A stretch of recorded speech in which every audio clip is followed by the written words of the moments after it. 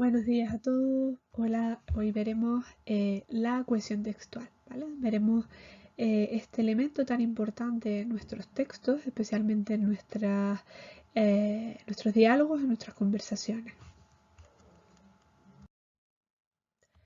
¿Qué es la cohesión? Bueno, los textos, ya sean orales o escritos, son unidades de comunicación que poseen un significado y pretenden, pues, tienen un fin comunicativo, ¿no? Pretenden comunicar algo concreto, tienen una función determinada. Un texto está compuesto por enunciados que se relacionan entre sí para expresar una información completa. Incluso en un mismo enunciado es necesario organizar las diferentes ideas para lograr una buena cohesión.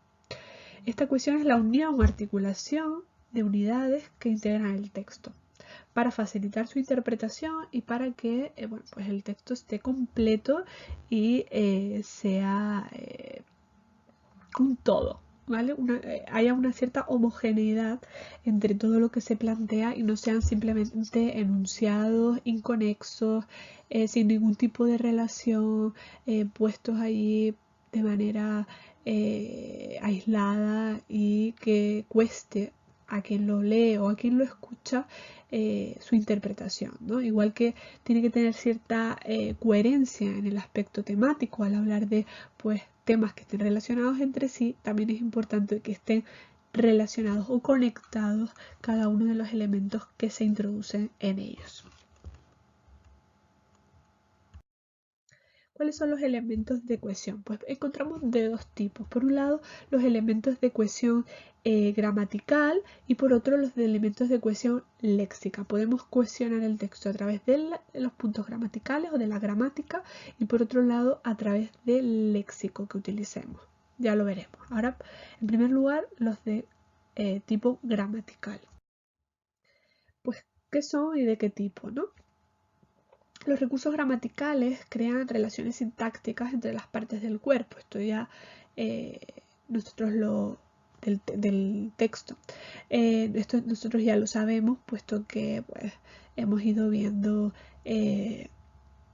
digamos, distintos tipos de oraciones, las funciones sintácticas que se pueden realizar dentro de la oración y demás. Pero fuera de la oración o entre una oración y otra pueden también establecerse estos vínculos y puede ser a través de la repetición, se repiten estructuras similares que dan la sensación de, bueno, pues de que hay una cierta homogeneidad en el patrón de construcción del texto. Por ejemplo, en este verso del grupo Jarabe de Palo, cuyo cantante pues nos dejó recientemente, bailar cuando todo está mal, bailar cuando todo sigue igual, ¿no? Comienza con el sujeto que sería el infinitivo bailar y luego se añade pues un elemento temporal, ¿no? Cuando todo está mal o cuando todo sigue igual. También se puede conseguir a través de la pronominalización, es decir, se sustituyen ciertos elementos oracionales por pronombres. Puede ser una anáfora cuando se retoma un elemento anterior, o sea, un antecedente. Por ejemplo, Juan vio a Paco, pero este le ignoró. O lo ignoró, porque en realidad, bueno, aunque el leísmo de persona esté aceptado, pues es un verbo transitivo, no ignorar. Ese le sustituye a Juan, es decir, y el este sustituye a Paco. Juan vio a Paco, pero Paco ignoró a Juan, ¿vale? Entonces, este sustituye a Paco y le sustituye a Juan. O la catáfora, cuando se remite a un elemento posterior. Por ejemplo, ya estaban todos allí, ese todos se va a presentar después, de manera posterior. Miguel, Luis y Pablo. ¿Vale? El pronombre va adelante y luego se explica o se exterioriza a quién hace referencia ese pronombre. Siempre la anáfora es hacia atrás, hacia algo que ya se ha expresado, y la catáfora hacia algo que se va a expresar después. La elipsis, pues es la supresión de elementos que han aparecido antes y que se sobreentienden. Por ejemplo, puede ser nominal, omiten principalmente el núcleo de sintagma nominal, que queda representado por otros modificadores. Juan vino a verme ayer y vendrá mañana. En este caso, pues, en este caso está omitido el segundo sujeto por ser el mismo de la oración anterior. O puede ser verbal, se suprime una forma verbal. Los alumnos pequeños entran antes en clase y los mayores después. Sabemos que se refiere a que entran en clase después. Por lo tanto, se elide ese verbo porque es el mismo de la oración anterior. Puede ser comparativa, consiste en omitir algunas de las partes de los términos de comparación por estar presentes en el contexto. Por ejemplo, es tan estudioso como su hermano de estudioso. O es tan listo como Paco de listo, ¿no? Eso se omite porque ya está en la oración precedente. La conexión, bueno, también puede establecerse a través de los conectores, lo que hemos denominado conectores y de los que hablaremos seguidamente. Y posiblemente es uno de los mecanismos más frecuentes para garantizar esa cohesión, pues aunque se produce la elipsis de manera habitual o se produce la pronominalización, los conectores dan más evidencia de pues los sentidos que tienen los textos, la unión que se establece entre párrafos, etc. Los conectores. Los conectores, que también hemos denominado marcadores del discurso, son unos elementos que establecen relaciones entre dos o más ideas. Pueden pertenecer a distintas categorías gramaticales, es decir, funcionan como marcadores conjunciones, adverbios o locuciones. Por ejemplo, adverbios como después, conjunciones como pero o locuciones pues, adverbiales, por ejemplo, como en fin o locuciones pues como sin embargo, etc. Suelen venir separadas de la oración mediante pausas. Es decir, se establece una pausa y no pertenecen a la oración, sino que pueden omitirse sin ningún tipo de problema. Tienen una entonación diferente. Por ejemplo, yo puedo decir, compré agua, jamón, papel, en fin, un montón de cosas. ¿Vale? Ahí cambio la entonación en este elemento para introducir pues una recapitulación, una conclusión de lo que he expresado anteriormente. Son unidades invariables, es decir, no presentan variación, no se pueden pluralizar, ni pueden cambiar su género, nada de eso. Al igual que ocurre pues, con las conjunciones, con los adverbios y demás. Son elementos extraoracionales, esa es principalmente la diferencia entre, por ejemplo, los adverbios y estos marcadores, porque no cumplen una oración dentro de la oración, sino que simplemente conectan unos enunciados con otros y tienen movilidad. Pueden presentarse en posición final, en posición inicial, en posición media, a veces en posición final también. ¿Vale? Por ejemplo, yo puedo decir, compré muchas cosas, me costó traerlas, vamos. ¿Vale? He puesto el marcador al final.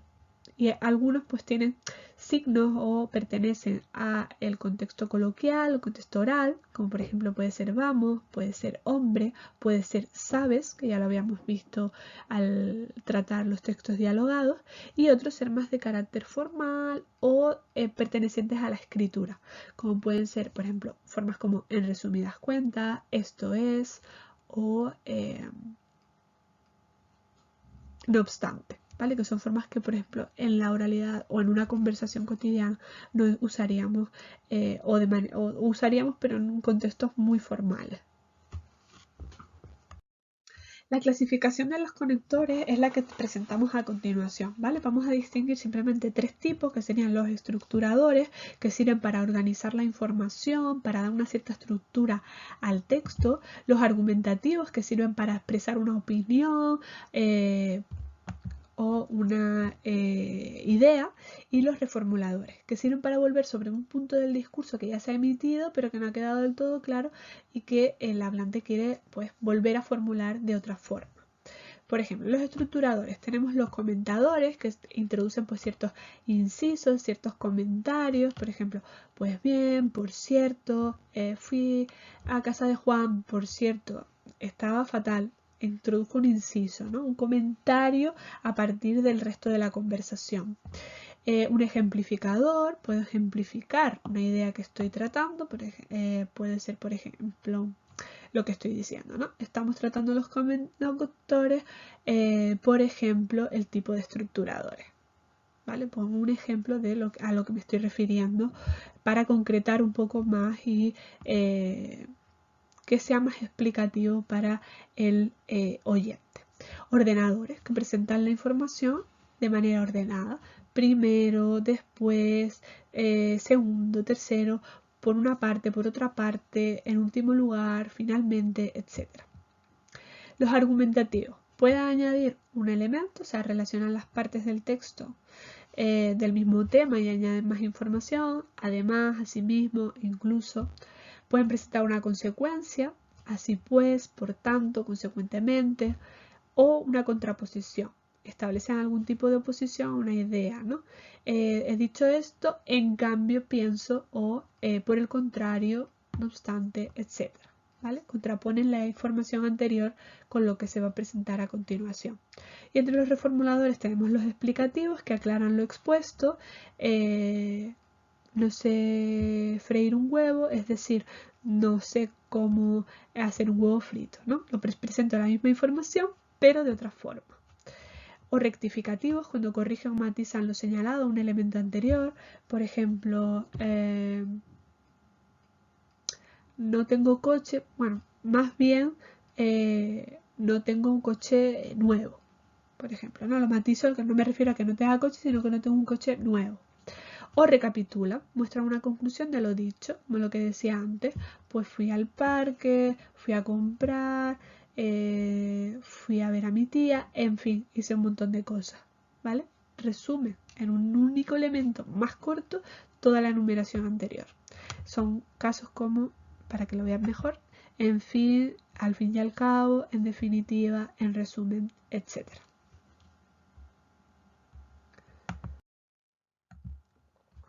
Y aquí podemos comparar estos dos ejemplos.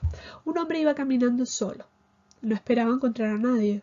Vio salir del bosque un oso grande y negro. El oso venía hacia él. El hombre no quería correr, sabía que el oso le alcanzaría pronto. Se volvió para hacer frente al animal. Llegó el oso, se puso en pie sobre las patas traseras. Iba a balanzarse sobre el hombre. Solo rugió como si le saludara. Se marchó. Vemos como que se presentan los enunciados de forma muy automática, muy independiente, ¿no? En cambio, si lo leyéramos de esta forma. Un hombre iba caminando solo y no esperaba encontrar a nadie, cuando de repente vio salir del bosque un oso grande y negro que venía hacia él. El hombre no quería correr, porque sabía que el oso le alcanzaría pronto, así que se volvió para hacer frente al animal. Llegó el oso, se puso en pie sobre las patas traseras y cuando iba a balanzarse sobre el hombre, solo rugió como si le saludara y después se marchó. Vemos como el segundo texto tiene mucha más sentido, mucha más unión entre unos elementos y otros y constituye una historia completa, mientras el otro parece una serie de enunciados emitidos sin ningún tipo de asociación o relación entre ellos y bueno, carece pues de motivación para el lector tener frente a él un texto de estas características, la verdad. Algunas actividades que les planteo sobre estos contenidos. Por ejemplo, lee el siguiente texto y di qué procedimientos se utilizan para cohesionar el texto. Hasta las más antiguas civilizaciones han desdibujado en el cielo, con su imaginación, figuras humanas y de animales formadas por determinados conjuntos de estrellas y les han dado nombre, las constelaciones. Para encontrar cualquier constelación debemos localizar en primer lugar la estrella polar. Todas las estrellas parecen girar alrededor de la polar, pero ella permanece inmóvil porque es la estrella que se encuentra en la posición prolongación del eje de la Tierra. Les voy a dar dos pistas, ¿vale? Dos elementos que yo, por ejemplo, he podido encontrar. Y serían, en este caso, les, que representa a los conjuntos de estrellas. En primer lugar, que sería un estructurador de la información ordenador. Y en tercer lugar, ella, que representa a la estrella polar. Ella y les serían casos de pronominalización y, en primer lugar, un caso de conexión a través de conectores. El siguiente. Rellena el texto con los conectores adecuados para que tenga sentido. En la fábrica de pastelería industrial Las Tinas necesitamos un opositivo, un argumentativo opositivo. Era más frecuente encontrar pasteles de gran tamaño. Un reformulativo. Las cuñas, las mil hojas, etc. Los palos de nata seguían siendo muy numerosos con proporciones muy superiores a las de los petit sous. Un aditivo, llegaban a superar las 100 unidades de las vitrinas. Los mini pastelillos llegaron a ser tan minúsculos que difícilmente eran identificables a simple vista, pasándose a denominar micropastelillos. Y un consecutivo. Cuando un estudio científico llegó a cuantificar este hecho, los datos fueron espectaculares. Más de 8 millones de micropastelillos cabían en el estómago de una persona adulta. Y el siguiente. Completa las oraciones con el tipo de conectores que se pide en cada caso. Pues sería un poco similar al anterior. Quería presentarme, me llamo Roberto Alonso y soy arquitecto. Se pide un ordenador. He leído un libro sobre licántropos y pedimos un explicativo, un reformulador explicativo sobre hombres lobo. Al llegar al hotel le asignaremos las habitaciones. Podrán descansar unas horas. Un ordenador. Acudimos puntuales a la cita. Ya había terminado la rueda de prensa. Uno de contraposición. Mi madre es hipoglucémica. Uno de contraposición. Tiene una buena calidad de vida. Los manglares son ecosistemas formados por árboles adaptados a aguas saladas. Me piden un reformulador explicativo. Son muy conocidos los de manglares. Este también. Elige uno de estos temas y escribe un breve argumento a favor de tu opinión. No olvides usar los conectores apropiados. Practicar deporte sano y divertido. La comida transgénica no es saludable. Viajar es una manera de enriquecerse culturalmente. O reciclar es la mejor manera de cuidar el planeta. Bien. ¿Y qué ocurre con los elementos de cohesión semántica o léxica que habíamos indicado? Los mecanismos semánticos se basan en la repetición de palabras o expresiones que significan lo mismo o que están relacionadas por el contenido. ¿De acuerdo? No se relacionan simplemente estructuras gramaticales, sino ahora lo que es importante es el contenido y la relación entre unos elementos por pues, su semanticidad, ¿no? Por su relación semántica. Esta repetición cohesiona los enunciados de un texto, pues crea la sensación de que se está hablando de lo mismo. Tipos de mecanismos semánticos. La repetición de la misma palabra, aunque esta da la impresión de tener poca riqueza léxica. Por ejemplo, si leemos en este texto, una carta no es nada y lo es todo. Cuando doña Inés ha penetrado de nuevo en la salita, traía en la mano una carta. La carta es la alegría y es el dolor. Vemos carta, carta, carta y entonces nos parece que el texto es un poco pobre. Entonces se prefiere otro tipo de elementos. Por ejemplo, palabras del mismo campo semántico. Esa arena, esas piedras, ese cielo, ese sol, ese silencio, ese dolor. Alrededor de ellos, hasta perderse de vista, estaban las crestas movedizas de las dunas. Arena, piedra, cielo, sol, dunas, pertenecen pues al campo semántico pues de la costa, de la playa, etc. O el uso de sinónimos y antónimos, ¿no? Que crean también una sensación de unidad entre las partes de un texto. Un marino nunca decía engallé o varé. El verbo común era tocar. Toqué fondo, toqué en el muelle. De cualquier modo observó que también ella había usado el término marino abordaje en el choque o colisión. Todo está relacionado. Engallar, con varar, con tocar. ¿No? Algunos son más precisos que otros. El verbo engallar o varar es más preciso que tocar, pero bueno, están relacionados y pueden constituir en contextos determinados un sinónimo de los anteriores.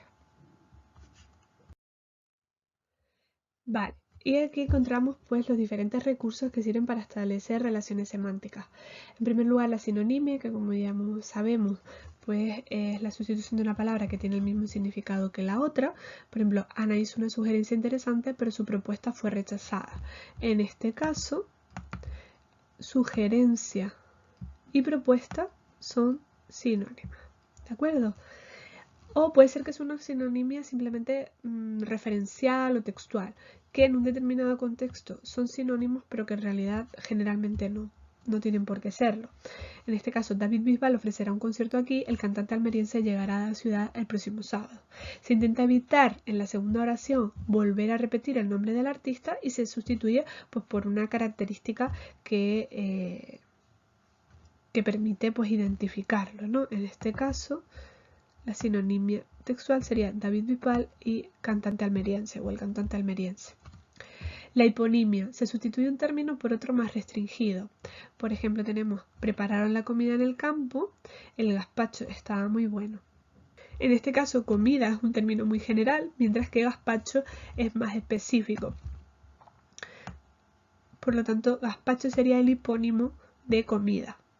Y en el caso contrario encontramos la hiperonimia, que se opta por una palabra que lo englobe, es decir, utilizamos el término más específico, en este caso suele jugar al baloncesto, que sería baloncesto, y luego recurrimos a la forma general o una forma que lo abarca dentro del campo semántico, los deportes. En este caso deportes sería el hiperónimo. Podemos comparar los dos ejemplos. En el caso de comida sería el hiperónimo y gazpacho el hipónimo. En el caso de baloncesto sería el hipónimo y el deportes el hiperónimo. Y la antonimia, que es cuando dos palabras pues significan cosas contrarias o niegan la una a la otra. Se pueden formar bien porque sean formas de por sí contrarias, por ejemplo, una discusión con alguna situación tranquila, por ejemplo, o discutir con tranquilizar, por ejemplo. Y luego se pueden constituir también por derivación, es decir, que hay una palabra y que simplemente le añadamos un prefijo y ya se constituya el antónimo. En el caso de no puede ser real, esta situación es irreal. Vemos que parten de la misma palabra, tienen la misma raíz, que es real, pero al antónimo le hemos añadido el prefijo y para constituirlo. Bien, y como actividades para repasar este contenido, estos elementos de cohesión semántica, les proponemos lo siguiente. Vamos a jugar un dominó de antónimos. Jugaremos al dominó de los antónimos en pequeños grupos de 4 personas con una serie de fichas que les entregará la profesora, ¿vale? Pues fichas que representan adjetivos que son antónimos entre sí y que tendrán que unir cada adjetivo con su antónimo correspondiente para formar este dominó. Se entregarán inicialmente 7 fichas a cada integrante y habrá un montón del que podrá escoger cuando no tenga ninguna que encaje con las que están en la mesa. También se tratará de ir vigilando que se establece la conexión exacta entre pues, un adjetivo y su antónimo correspondiente, porque podría ocurrir que algunas palabras no conozcamos ese antónimo y entonces pues estaremos pendientes de esa intervención. Dejaré un enlace en el vídeo con las fichas por si alguien quiere pues aplicarlo en sus clases o quiere jugar con sus compañeros para repasar este tipo de contenido. Forma parejas de sinónimos con estas palabras: amable, regresar, cuaderno, destacado, libreta, hallar, significativo, discípulo, volver, afable, alumno y encontrar. Dibuja en tu cuaderno de forma esquemática las relaciones que se establecen entre las palabras siguientes: libro, novela, panfleto, enciclopedia, publicación, manual, catálogo, revista. Sabemos que hay un hiperónimo y una serie de hipónimos, igual que en el siguiente: azul, rojo, primario, amarillo, verde, secundario, color, rosa, terciario, rojo. Encontramos un hiperónimo, vamos a resolverlo. En este caso sería color. Una serie de hipónimos que serían primario, secundario y terciario, y luego otra serie de subhipónimos, podríamos llamar a decir, pero bueno, hipónimos dentro de estos colores, que serían pues en el caso del primario pues el rojo y el azul, en el caso del secundario el verde y bueno, en el caso del terciario el rosa, por ejemplo. Relaciona cada pareja de hipónimos. Son en las dos listas, las dos columnas, hay hipónimos y ambos pertenecen a un elemento mayor, ¿no? A un campo semántico mayor. Por ejemplo, un ejemplo que pueden encontrar aquí puede ser llave inglesa y destornillador. Son hipónimos del campo herramientas. Luego, escribe en tu cuaderno todos los procedimientos de cohesión que aparecen en el texto para hacer, digamos, una revisión de todos los contenidos que hemos visto, tanto de tipo gramatical como de tipo semántico. Y lo podemos leer. Es un texto, bueno, de Eduardo Galeano, que dice así. Cada pelo que pierdo, cada uno de los últimos cabellos, es un compañero que cae, y que antes de caer ha tenido nombre, o por lo menos número. Me consuelo recordando la frase de un amigo piadoso: si el pelo fuera importante, estaría dentro de la cabeza y no afuera. También me consuelo comprobando que en todos estos años se me ha caído mucho pelo, pero ninguna idea, lo que es una alegría comparando con tanto arrepentido que anda por ahí. Bueno, y hasta aquí los elementos de cohesión y este mecanismo pragmático que funciona, bueno, tanto en los textos orales como en los textos escritos. Les invito a que realicen las actividades para que puedan practicarlos, y cualquier duda pues la pueden dejar en alguno de los comentarios. Hasta luego.